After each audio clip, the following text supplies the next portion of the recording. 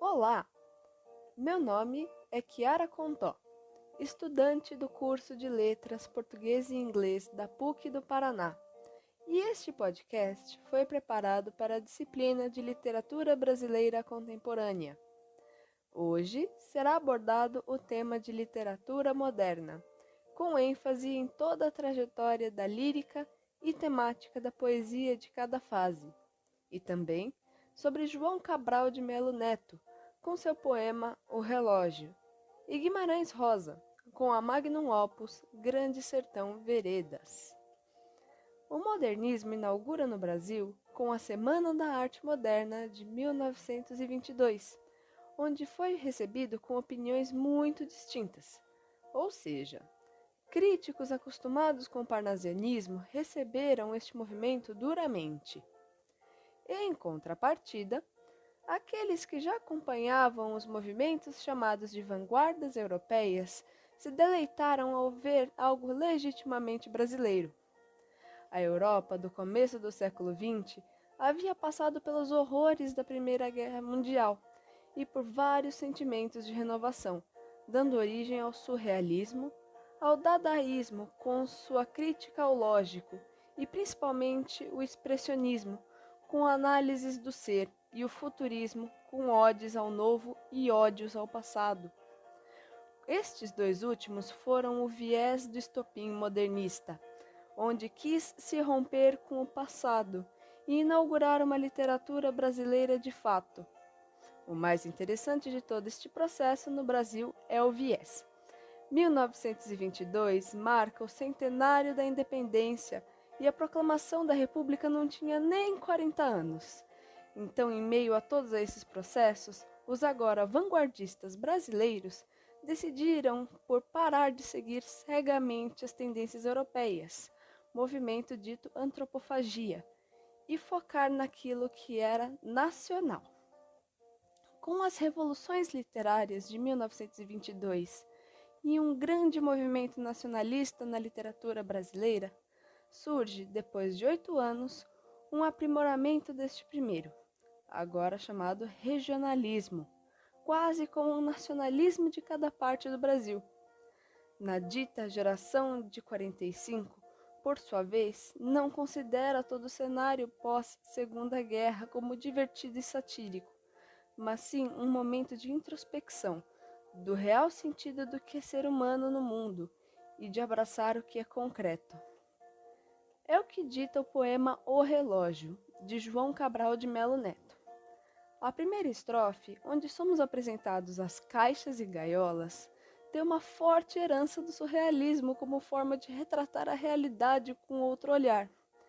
Os bichos, da qual Cabral de Melo Neto menciona, podem ser tanto o interior de cada pessoa, o eu verdadeiro, o qual tem que ser suprimido para se encaixar dentro de uma sociedade, mas que tem seu momento de se libertar uma vez que acaba o turno de serviço, tanto o relógio em si, marcando os instantes para a liberdade do ser que o carrega.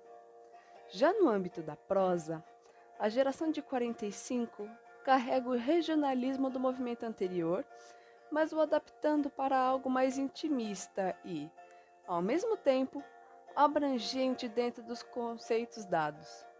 Um exemplo sobre isso é o conceito de sertão, geograficamente sendo de Minas Gerais, mas podendo ser onde quer que a mentalidade do leitor esteja, por ser uma espécie de mundo paralelo. Riobaldo, um ex-jagunço, faz com que seu relato de memórias seja ditado apenas por palavras, sem divisão em capítulos, fazendo-o assim mais próximo possível de seu leitor. Guimarães Rosa também é conhecido pelo uso de neologismos para marcar a oralidade de seus personagens, como Gerimbamba, uma briga que se encerra em mortes, tipicamente presente no linguajar do sertanejo mineiro. Mas a prosa de Rosa também mistura aspectos cultos, como a palavra que abre o livro, nonada, junção do arcaico non e nada, redundância que enfatiza o vazio de importância de algo.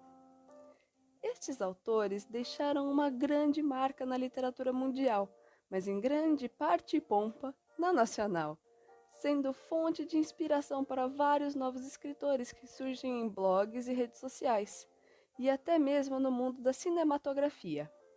O filme Deus e o Diabo, de Glauber Rocha, dialoga perfeitamente com Grande Sertão Veredas, mas não é uma adaptação da obra, e sim tornando-a como inspiração para uma nova narrativa.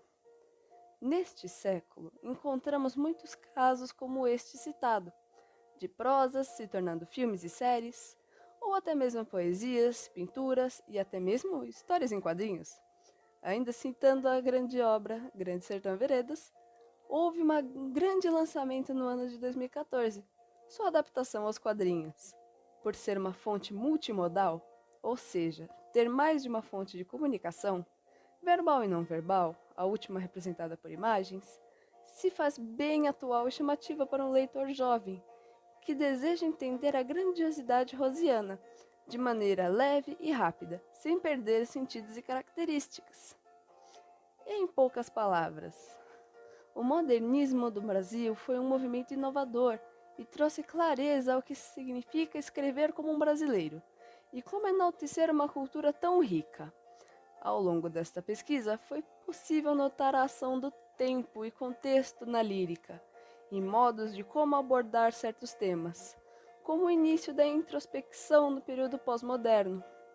O que mais nos aquece o coração é saber que este movimento ainda não terminou.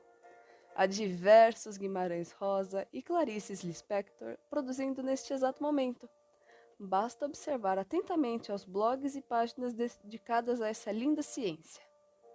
Com isso, me despeço de você, caro interlocutor. Espero que tenhamos tido um ótimo papo literário e até a próxima!